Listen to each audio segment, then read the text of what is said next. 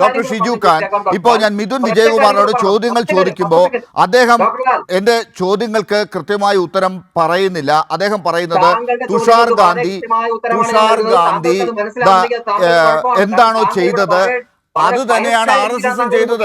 തുഷാർ ഗാന്ധി എന്താണോ പ്രതികരിച്ചത് അത് തന്നെയാണ്, അതേ മാർഗത്തിലൂടെ തന്നെയാണ് RSS പ്രതികരിച്ചത് എന്നാണ് ഇപ്പോൾ മിഥുൻ വിജയകുമാർ പറയുന്നത്.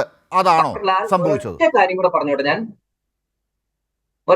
പറഞ്ഞോട്ടെ. താങ്കളുടെ ഈ ഐഡിയോളജി ഉണ്ടല്ലോ, അതായത് ഒരു പ്രിവിലേജ്ഡ് ആയിട്ടുള്ള ഒരു വ്യക്തി. മിഥുൻ ഞാൻ താങ്കളിലേക്ക് വരാം. ഇനി ഡോക്ടർ ഷിജു ഖാൻ.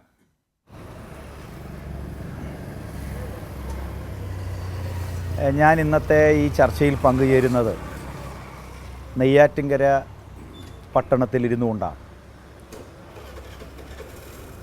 മഹാത്മാഗാന്ധിയുടെ കൊച്ചുമകൻ തുഷാർ ഗാന്ധി ഇതിന് തൊട്ടടുത്തുള്ള ഗാന്ധിയൻ ഗോപിനാഥൻ നായർ സാറിൻ്റെ പ്രതിമ അനാച്ഛാദനം ചെയ്ത് മടങ്ങുന്ന സന്ദർഭത്തിലാണ് RSS BJP അക്രമികൾ അവിടെ എത്തുകയും അദ്ദേഹത്തിനെതിരായ അതിക്രമം നടത്തുകയും ചെയ്തിട്ടുള്ളത്. ഞാനിവിടെ ഗാന്ധി പ്രതിമയ്ക്ക് മുന്നിൽ, നെയ്യാറ്റിൻകരയിലെ പ്രസിദ്ധമായ ഗാന്ധി പ്രതിമയ്ക്ക് മുന്നിൽ ഈ ചർച്ചയിൽ പങ്കുചേരുമ്പോൾ ഇതിന് തൊട്ടടുത്ത് മിനിറ്റുകൾക്ക് മുമ്പാണ് DYFIയുടെ നെയ്യാറ്റിൻകര ബ്ലോക്ക് കമ്മിറ്റി തുഷാർ ഗാന്ധിക്ക് ഐക്യദാർഢ്യം പ്രഖ്യാപിച്ചുകൊണ്ട് വലിയ ഒരു കൂട്ടായ്മ, യുവജന കൂട്ടായ്മ ഇന്നിവിടെ സംഘടിപ്പിച്ചത്. തുഷാർ ഗാന്ധി ഗാന്ധിയൻ ഗോപിനാഥൻ നായർ സാറിൻ്റെ പ്രതിമ അനാച്ഛാദനം ചെയ്തു മടങ്ങുമ്പോൾ വളരെ പെട്ടെന്ന് ഒരു നൈമിഷിക വികാരപ്രകടനമാണോ RSS BJP സംഘം അവിടെ നടത്തിയത് എന്ന ചോദ്യത്തിന് പിന്നീട് BJPയുടെ സ്റ്റേറ്റ് സെക്രട്ടറി സുരേഷിൻ്റെ മറുപടി തന്നെ ഉദ്ദേശം വ്യക്തമാക്കുന്നതാണ്.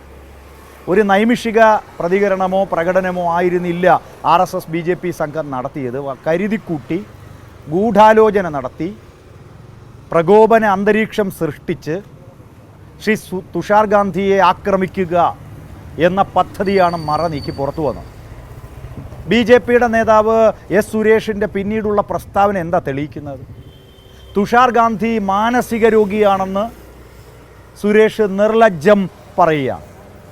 അർബൻ നക്സലൈറ്റുകൾക്ക് തുഷാർ ഗാന്ധി തലച്ചോറ് പണയപ്പെടുത്തിയെന്ന് ഇവിടെ സുരേഷ് പറയുകയാണ്. രാജ്യദ്രോഹികളുടെ കൈകളിലാണ് തുഷാർ ഗാന്ധി എന്ന് BJPയുടെ സ്റ്റേറ്റ് നേതാവ് പറയുകയാണ്. എന്താണെന്ന് വ്യക്തമാണ് ശ്രീലാൽ.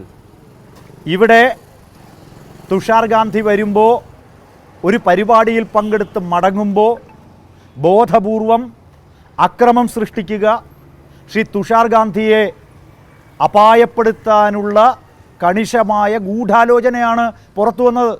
അതുകൊണ്ടാണ് ഞങ്ങൾ പോലീസിനോട് ആവശ്യപ്പെടുന്നത് അടിയന്തരമായി അക്രമികളെ അറസ്റ്റ് ചെയ്യണം. രണ്ടാമത്തെ വിഷയം, തുഷാർ ഗാന്ധി പങ്കെടുത്ത പ്രധാനപ്പെട്ട 2 പരിപാടികളാണ് ഇന്നലെ കേരളത്തിൽ നടന്നത്. അതിലൊന്ന് മഹാത്മജിയുടെയും ശ്രീനാരായണ ഗുരുദേവൻ്റെയും 925 മാർച്ച് 12 സമാഗമത്തിൻ്റെ 100ാം വാർഷികമാണ്. അത് നടന്നത് ശിവഗിരിയിലാണ്. സ്വാമി സച്ചിദാനന്ദ സ്വാമികളും ശ്രീമദ് ശുഭാംഗാനന്ദ സ്വാമികളും നേതൃത്വം കൊടുക്കുന്ന ശ്രീനാരായണ ധർമ്മ സംഘം ട്രസ്റ്റ് ശിവഗിരിയിൽ നടത്തിയ ഈ 100ാം വാർഷികാഘോഷത്തിലാണ് ഞാൻ ആ ചടങ്ങിൽ പങ്കെടുക്കുന്നതിന് വേണ്ടി ശിവഗിരിയിൽ എത്തുകയും അവിടെ തുഷാർ ഗാന്ധിയെ കാണാൻ എനിക്ക് അവസരം കിട്ടുകയും ചെയ്തു. അന്ന് വൈകുന്നേരം DYFIയുടെ നേതൃത്വത്തിൽ വർക്കലയിൽ വലിയ ഈ സമാഗമത്തിൻ്റെ 100ാം വാർഷികാഘോഷം ഉണ്ടായിരുന്നു. ശിവഗിരി എന്ന് പറയുന്നത് കേരളത്തിൻ്റെ സർവ്വ മതങ്ങളിലും പെട്ട മനുഷ്യരുടെ സാംസ്കാരിക തീർത്ഥാടന കേന്ദ്രമാണ്. ആ ശിവഗിരിയിലെ ഗുരുദേവൻ്റെയും മഹാത്മജിയുടെയും സമാഗമത്തിൻ്റെ 100ാം വാർഷികത്തിനെത്തിയ തുഷാർ ഗാന്ധി കേരളത്തിലെത്തുന്നതിൻ്റെ സുപ്രധാന ദൗത്യം അതാണ്. പിന്നീട് അദ്ദേഹം ഗാന്ധിയൻ ഗോപിനാഥൻ നായർ സാറിൻ്റെ പ്രതിമാനാച്ഛാദനത്തിന് വരികയാണ്. ഇതാണോ BJPക്കും RSSനും പതിയിരുന്ന് ആക്രമണം നടത്താനുള്ള സന്ദർഭം? ഇവിടെ ആരൊക്കെയാണ് അപമാനിക്കുന്നത്? RSSും BJPയും. പിന്നെ തുഷാർ ഗാന്ധി ഇത് കണ്ട് ഭയന്ന് പിന്മാറുന്ന ആളാണെന്നോ? കീഴടങ്ങുന്ന ആളാണെന്നോ BJP കരുതുന്നുണ്ടോ? ഗാന്ധിയുടെ ആ പരമ്പരയിലെ ഏറ്റവും പ്രധാനപ്പെട്ട കണ്ണിയാണ് തുഷാർ ഗാന്ധി. സാംസ്കാരിക പ്രവർത്തകനും എഴുത്തുകാരനും സന്നദ്ധ സേവന രംഗത്ത് അനുഭവ പാരമ്പര്യവുമുള്ള ആളാണ് തുഷാർ ഗാന്ധി. RSSനും BJPക്കും തുഷാർ ഗാന്ധിയോടും ഗാന്ധിയൻ ചിന്താഗതിയോടുമുള്ള വിദ്വേഷം എന്താ അതിൻ്റെ ഏറ്റവും വലിയ സൂചന? അതല്ലേ ഗാന്ധിവധം. 1948 ഗാന്ധിവധം. ഗാന്ധിയെ കൊന്നിട്ടും ഇവരുടെ കലി അടങ്ങിയില്ല. പിന്നെ ശ്രീലാൽ, ഇന്ത്യ കണ്ട ഏറ്റവും വലിയ രാജ്യദ്രോഹ പ്രവർത്തനമല്ലേ ഗാന്ധിവധം? അപ്പം ഗാന്ധിയെ കൊന്നാൽ പോരാ, ഗാന്ധിയുടെ വംശപരമ്പരയിൽപ്പെട്ട ഗാന്ധിയുടെ പാരമ്പര്യം പേറുന്ന ആരെയും ആക്രമിക്കാനും വകവരുത്താനും അവസരം കിട്ടിയാൽ ഞങ്ങളത് ചെയ്യും. ഇതല്ലേ ഇവിടെ BJPയും RSSും തെളിയിച്ചത്? ഇത് അപമാനമാണ്. നമ്മുടെ രാജ്യത്തിൻ്റെ, നമ്മുടെ രാഷ്ട്രപിതാവിൻ്റെ കുടുംബ പരമ്പരയിൽപ്പെട്ട ഒരു മഹാനായ സാംസ്കാരിക പ്രവർത്തകൻ എൻ്റെയും നിങ്ങളുടെയും കൺമുന്നിൽ ആക്ഷേപിക്കപ്പെടുന്നു, അപമാനിക്കപ്പെടുന്നു. നമ്മൾ തലകുനിക്കേണ്ടതാണ്.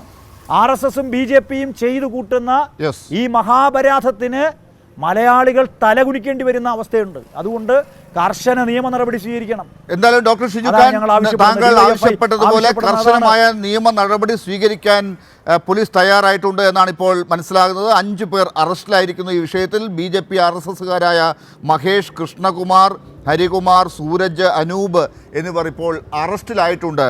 ഇപ്പോൾ ഷിജു ഖാൻ ഈ ചർച്ചയിൽ പങ്കെടുക്കുന്ന സമയത്ത് എന്നുള്ളത് കൂടി പ്രേക്ഷകരെ അറിയിക്കുകയാണ്.